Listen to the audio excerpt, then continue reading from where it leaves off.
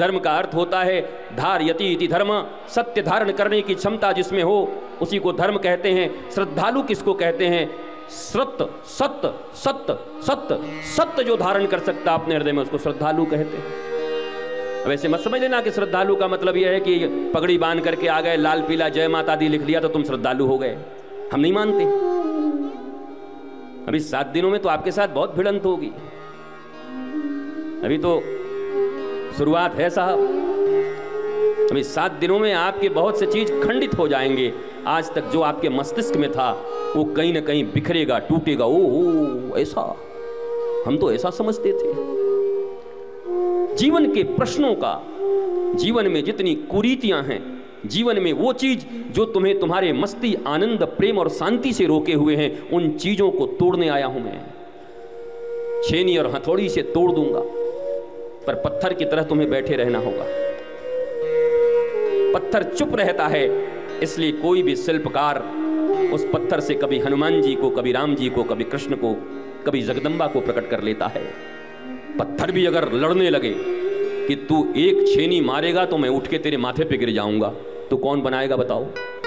कोई शिल्पकार बनाएगा। तुम्हें भी पत्थर बनने होंगे। पत्थर का अर्थ होता है स्थिर, अचल, स्थिरता। सुनोगे भागवत की कथा में कहते हैं परीक्षित को, सुखदेव जी है कथा सुनना है? बोला हाँ। बोला जितासना, जित संग, जितेंद्रिय, जित श्वास, ये 4 चीज पहले कर ले फिर कथा सुनाऊंगा। जितासनो, पहले आसन जीतो। आसन जीतने का अर्थ यह है कि बैठो एक तरीके से। हाँ, योग मत करना। बाएं तरफ बैठने का मन करे बाएं तरफ, सोफा पे बैठने का मन करे सोफा पे। मैं तो यहां तक कहता हूं, बुरा मत मानना, आपको अच्छा लगे ध्यान से सुनना हो, खटिया ले आओ और बढ़िया खटिया पे सो के सुनो। सुनना महत्वपूर्ण है। कैसे सुनते हैं ये महत्वपूर्ण नहीं है, सुनना महत्वपूर्ण है। What's your process is not important, what's your motive is more important. तुम्हारे तरीके क्या है ये इंपॉर्टेंट नहीं है, तुम्हारा उद्देश्य क्या है ये इंपॉर्टेंट है। मंदिर में जाकर के भी अगर तुम्हारी दृष्टि कुदृष्टि बनी हुई है तो मंदिर में पहुंच करके भी न काली, न दुर्गा, न राम, न कृष्ण तुम पर प्रसन्न हो सकते हैं। और फिर बात तो ऐसी है कि नामदेव की तरह कुत्ते के पीछे भी दौड़ जाओ तो कुत्ते से विट्ठल प्रकट हो सकते हैं, कुत्ते से भी भगवान प्रकट हो सकते हैं। हरि व्यापक सर्वत्र समाना, प्रेम ते प्रकट हो ही मैं जाना। हरि व्यापक सर्वत्र समाना, प्रेम ते प्रकट हो ही मैं जाना। जितने वो पूजा घर में हैं, जितने तुम्हारे ड्राइंग रूम में हैं, जितने डाइनिंग रूम में हैं, उतने ही वॉशरूम में भी हैं। ये मत समझना कि वॉशरूम में भगवान नहीं है। नहीं, वॉशरूम में पता नहीं आदमी क्या क्या करते रहता है, भगवान भगवान वहां सबसे ज्यादा है। ध्यान रखना इस बात को। उसकी निगाहें हर जगह। ये सीसीटीवी तो जहां लगाओगे वहां लगेगा, पर वो इनबिल्ट सीसीटीवी है, तुम्हारे ही भीतर रहता है, उससे कहां छिपोगे। भारतवर्ष की दुर्गति तब से हुई जब भारतवर्ष मनुष्यों से डरने लगा और भगवान को ठगने लगा। भारतवर्ष की प्राचीन परंपरा थी, ये भगवान से प्रेम करते थे, भगवान से भय रखते थे और मनुष्यों से निर्भीक रहते थे।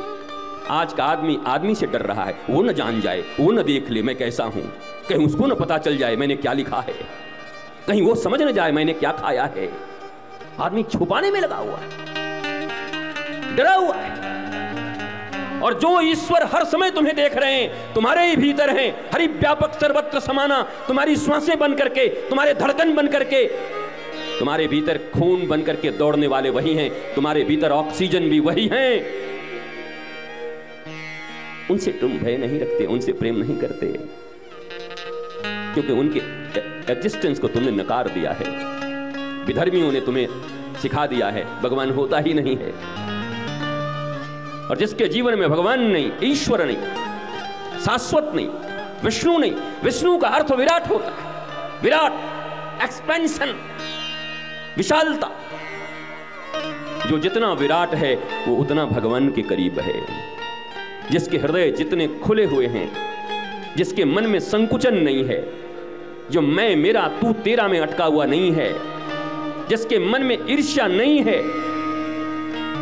जो भेदभाव से ऊपर है, भगवान उसके लिए सहज उपलब्ध हैं, पर जिसकी जिंदगी मैं, मेरा, तू, तेरा, भेदभाव, ऊंच नीच, इससे छुपाओ, उसको हटाओ, इसका लूटो, उसका खाओ, काम, क्रोध, मदमोह, लोभ, मात्सर्य, ये 6 के 6 कॉम्प्लेक्स हैं। इसमें से एक मास्टर कॉम्प्लेक्स होता है हर आदमी के अंदर में।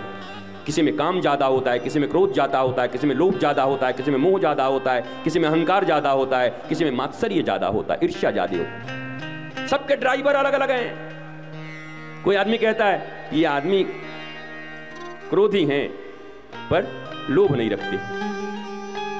ये आदमी बोला ये आदमी है तो बड़ा मीठा, हाँ, लेकिन 1 नंबर का लोभी है।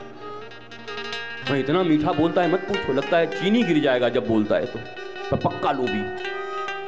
ये बोला ये आदमी ठीक ठाक हैं, जलते बहुत हैं दूसरों से, डाह है इनके भीतर में, ईर्ष्या है, जेलस है इनके भीतर में।